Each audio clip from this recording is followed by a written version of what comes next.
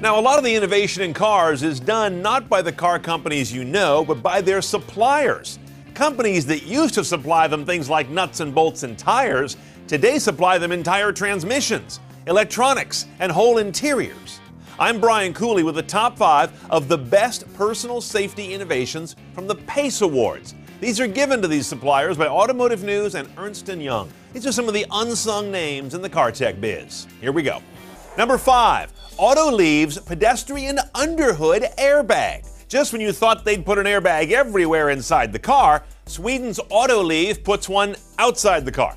Because statistics show that a lot of pedestrian injuries and deaths happen when you're hit by a car and your head wings down and finds that rigid area at the base of the windshield. This puts an airbag right there to cushion you. Number 4, Continental's pedestrian impact sensor. Now, to detect that pedestrian impact, a rubber tube is laid along the inside of that flexible front bumper. During an impact with a pedestrian, the tube is collapsed a little and that generates a puff of air, which is read by a couple of simple sensors on each end of the bumper. And in 1/100th of a second, they can figure out if it's a pedestrian versus a parking lot sign and fire the airbags.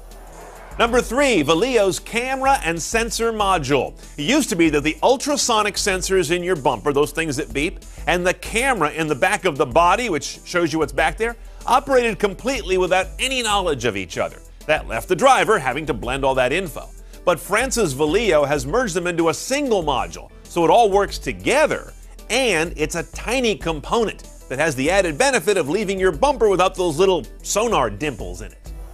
Number 2, Takata's center front airbag.